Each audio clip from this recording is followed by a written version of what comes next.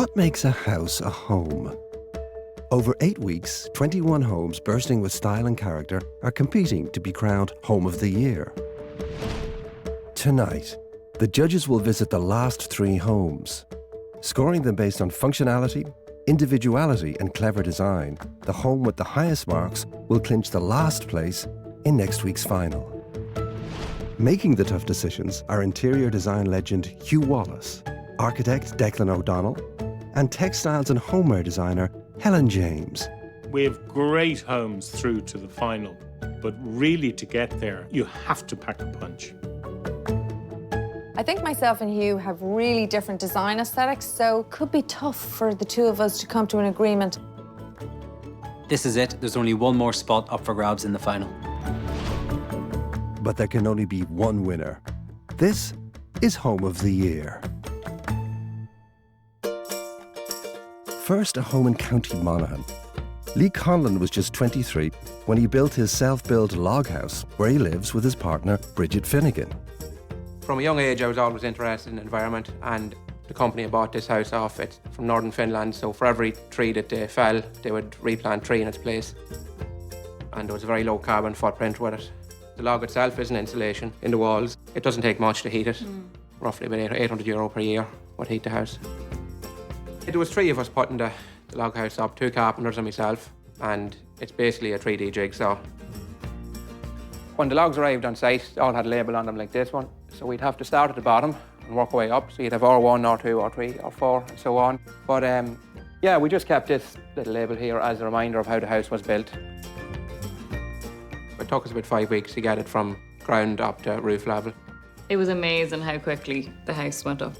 And overall, it went fairly smoothly, didn't it? You know, there was very few hiccups.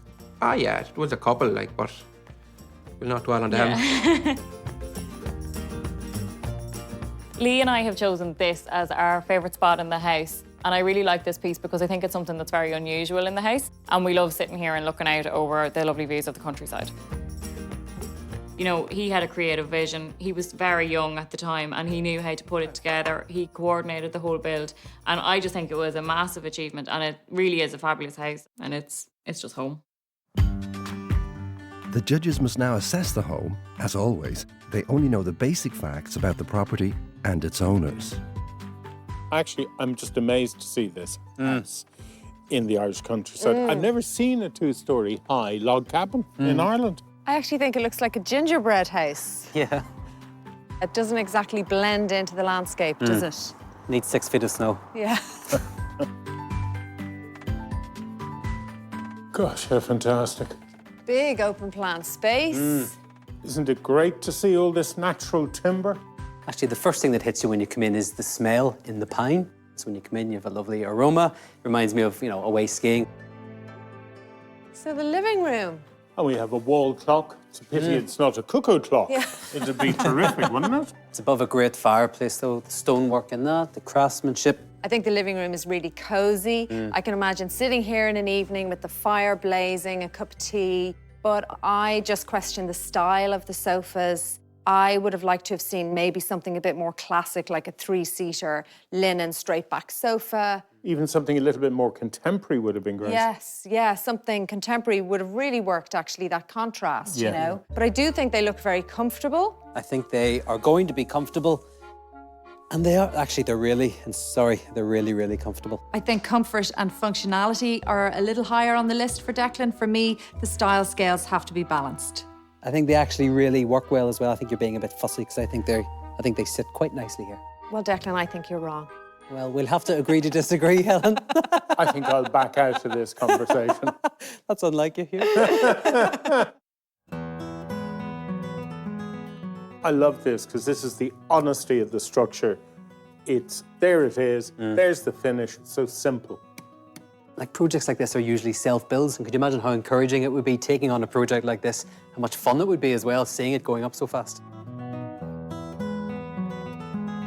This is the dining space, which is it's pretty small, but I think it's quite functional, very practical beside the kitchen. But what I actually really like is here, because it's west-facing, so you get the afternoon and the evening sun.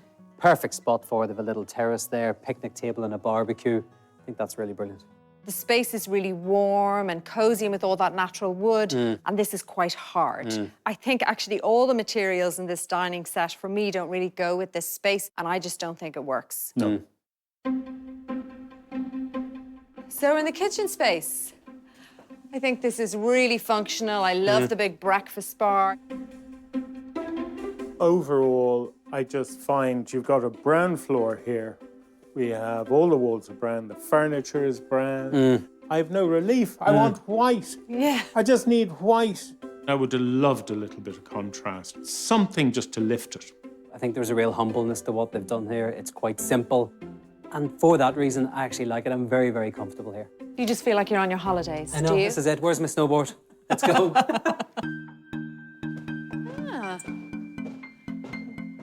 The favourite spot. That's fun. This is it, yeah. Isn't it? And you get, A swing. It's really cool. I mean, you can really see why this is their favourite spot. Those big picture windows, all that light coming in, south facing. They've got the layout and the orientation spot on. Smashing. It's a pity about the handrail.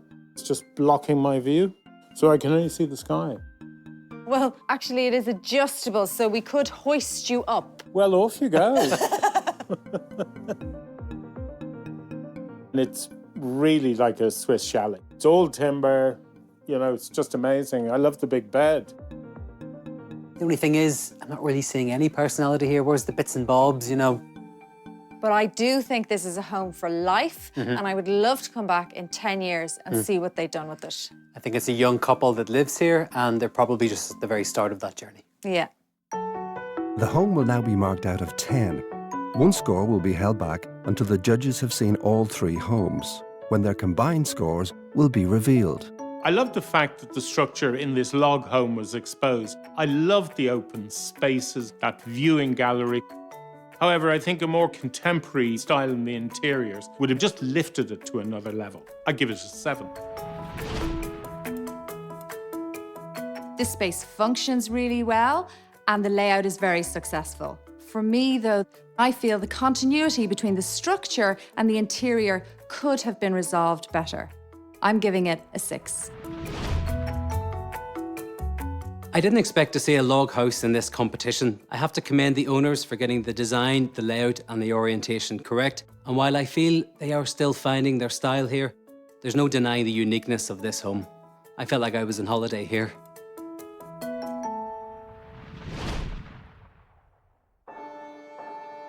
Next up is a city, Muse. When Jill Casey's husband became ill, they decided to downsize to a smaller home, which was redesigned by their daughter, Alice. I'm very lucky that I have a daughter and a son-in-law who are both architects, so I could trust them completely. But that's the advantage. You trust your family. With my husband being ill, because he wasn't very mobile, a lot of the house was geared towards making him feel comfortable. So we moved into the house just under a year ago. Unfortunately, he died very soon after that. So this chair and this window spot was created for my husband. He loved the birds, and the idea was that he could sit here, feed the birds out of the window, smoke his pipe. And this is just a great memory of him. And I liked sitting here sometimes. This is my favourite spot. The green screen creates for me privacy in the kitchen, but also contact with the outside world, which is really important to me. And my waving queen is my little joke. You know, I was married for 42 years, and so it's easy to isolate yourself and get lonely. So that window on the lane to me is a really important part of a new life. I'm so happy here. What I find is it's an easy, casual, cozy space. And in the evenings, I draw the curtains, pull down the blinds, maybe sit and watch the television, and I feel totally at home. Well, here we are, lovely little Muse house. I love this planting and this very modern metal structure. Cool. Yeah, they've obviously made a change here because this is different from the other one, so I'm looking forward to seeing what it's like on the inside. Oh, It's the thing with Muse houses, they're quite small. So when you come in, generally you have to open them up. I mean, even though it's actually quite a small footprint, you know, we have a living room here, dining table and probably the kitchen. So it's very compact, but very clever. Lots of lovely colours. I love all the wood, you know, lots of textures. This timber screen is actually really effective because it's helping to just zone out the space just a little bit. It's also giving a little bit of privacy into this space as well. So really small little thing to do, but big impact on the space. So you have this lovely little patio garden area and the mirror. Look at that mirror. Oh, So it reflects the garden back. Isn't that terrific? I didn't realise it was a mirror at first. You rarely see that in a garden. You see it used inside the home to make a space look bigger. It's very clever. The introduction of this skylight, we are west facing, so loads of natural light coming in here. But this is one of my pet hates. This door could have gone right up to the top, which would have got rid of this and just opened up this space that little bit more. I just think this chair is interesting, the way it's just in a particular location. And you got this smaller window and the bigger window, which has obviously been specially made here. The person obviously loves their birds. Yes. These open, so you can put the feed out and sit there, and there's a little book there to identify the birds that come along. Isn't that great? Amazing. What's great about this is that it's not very wide. You know, it's 600 mil, it's maybe that, but it's not just a window. You can do so much here. It's been designed really well. You know, this is a small house, so every square inch matters, and that's why clever pieces of design like this make the world of difference, because these spaces become usable. We're now in the dining space. This screen is just a nuisance. It sort of restricts your movement in this area. I think if you were sitting at this table and you had the bench pulled out, it's very hard to get past, isn't it? I just don't think this is necessary in the space. In the living room, the screen was working well in terms of zoning the space, but in the dining room, it was getting a bit tight. What I think is really beautiful here is these Murano glass lamps. They're just so beautiful, and the pattern on them echoes the foliage and the flowers that we're seeing outside. That shows a real eye for design, and I actually think they really make this space. This is their favourite spot, is in the kitchen. And I think it's very particularly about the window here as well. You can see that the metal screen now is actually very, very clever because it's quite deep. So from here, even though you're out to a public lane, it's a big window, you still have some level of privacy. The steel screen is an ingenious piece of design because it allows that big kitchen window to open up onto the laneway, but it also gives you privacy. The kitchen is really functional. I love where everything is. It's all at hand. It's just a super little functional kitchen. It is a really great galley kitchen, really streamlined. All your appliances are concealed, which is actually very clever in a small space because it keeps it very clean and crisp. It's a lovely little writing desk here and an old clock. There's lots of ornaments around and paintings. They actually look like they've been collected over a lifetime. You're really kind of getting a sense of somebody's personality. Isn't this terrific? A lovely collection of paintings. Aren't they wonderful? Master bedroom. Love this bedspread, really lovely. Love the textiles in this room. I just wish there was more of them. It's just a pity there isn't more in here. But what's missing is all those paintings and all those personal effects we saw downstairs. It would have been lovely to have those on the walls up here. It would really have lifted this room. This is quite a small space, but full of personality, with some unique and clever design details. This is a functional, light, warm and cosy home. I'm giving it a 7. Smaller houses really intrigue me because you have to embrace clever design if you want to maximise the space. And here they've created usable spaces that really work, proving that small can be beautiful, and I love that. I'm giving it an 8. A great Muse house with a lifetime collection of paintings and personal items. But this competition is tough and the standard is very high. And I felt this home didn't inspire me as much as I would have liked.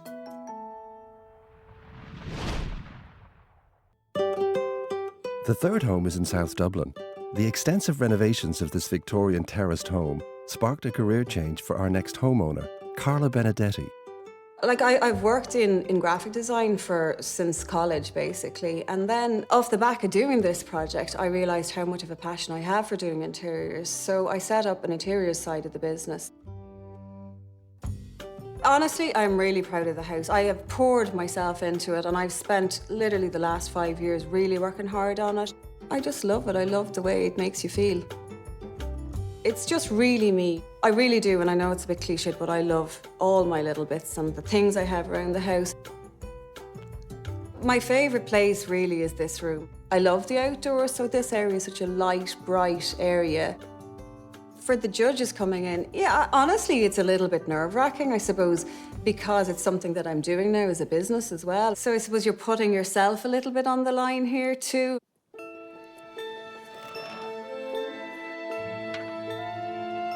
It's a lovely red brick Victorian terrace. Fabulous. There's been a restoration job here of this Victorian property. It looks like it's been restored recently and done to a very high standard. This is just such a fantastic tone. Yes, they have painted the stairs and the architrave, the walls, the ceiling, all in one colour, which is quite a bold thing to do. It's a trend at the moment. I've gone straight for the window seat. How unusual. Yeah, because this is the original back wall of the house. But what I love is that they've kept that big opening, the architraves, the shutter boxes of the window that would have been here, and they've just created this big window seat opening into a huge extension at the back. Very, very clever, very dramatic as well.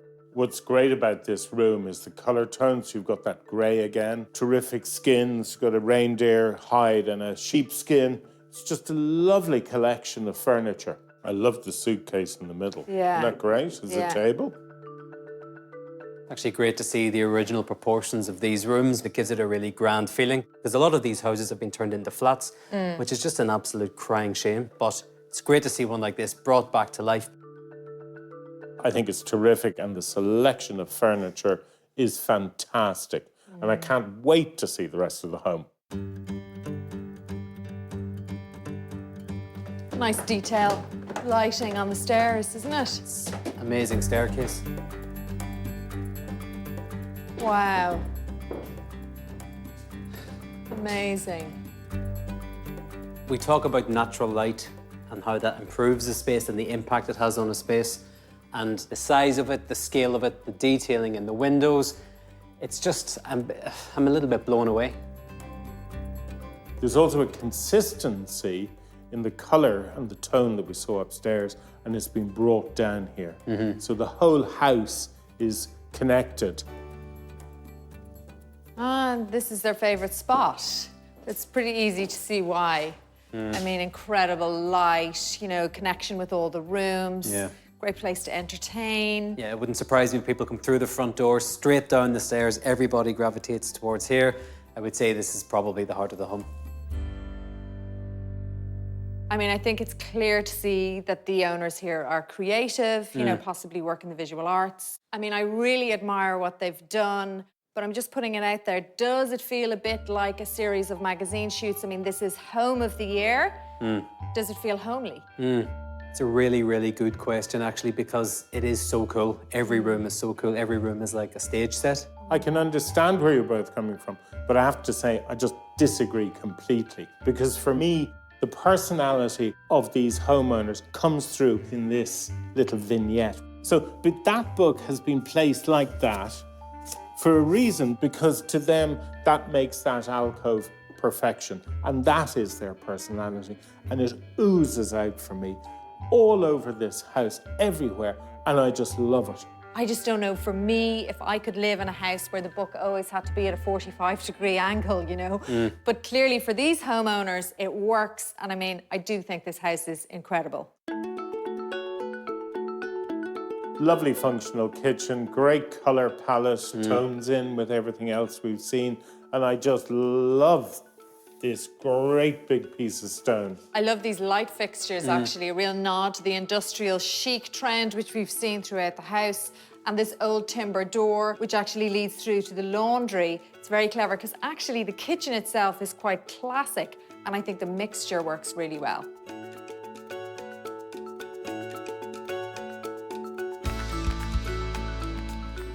This is is the master bedroom. Yeah. Wow, loads of light. Everything is perfect.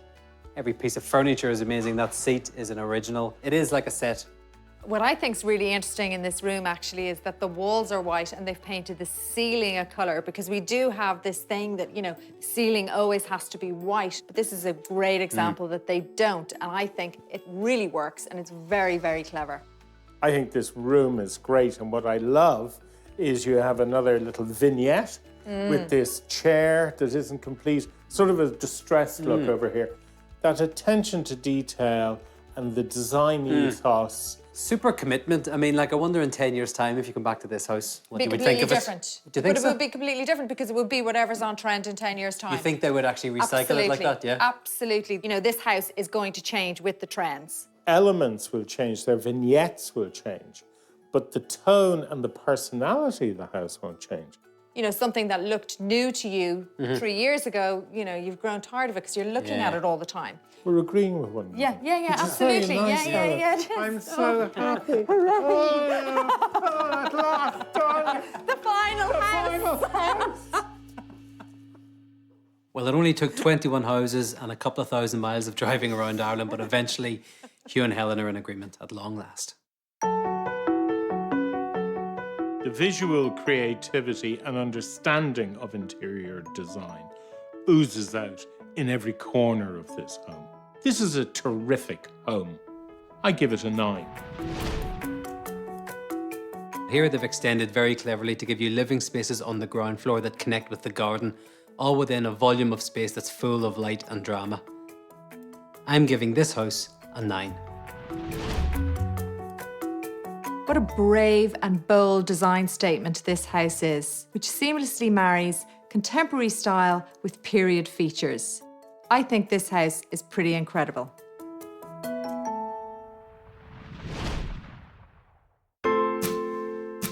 Having visited all 3 homes, it's time to see which one has earned its place in the final. First, the log house, where Declan held back his score. This was so unique. It was actually a very cleverly laid out house. In terms of the style, I think they're still finding their feet, but overall, there's a lot to be admired there, and I give it a 7. 2 7s and a 6 is a total of 20. Next, Hugh reveals what he gave the city Muse. Unfortunately, the house didn't inspire me, and for that reason, I gave this home a 6. 6? I think that's a bit low because I think that house had loads to offer. A 6, an 8 and a 7 is a total of 21.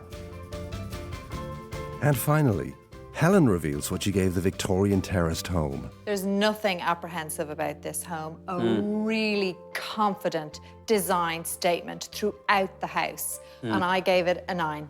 Great score. 3 9s, a total score of 27. Fantastic score for this house. And we have a winner. Yes. We do indeed. Our final home to go Yeah. through. So taking the last place in the final is the Victorian terraced home in Dublin. 7 incredible homes in the final. The standard in this competition is sky high. I think it'd be a challenge for us to decide which one is going to be the winner. Next week, the homeowners come face to face with the judges and find out which home will take the title. The winner of Home of the Year is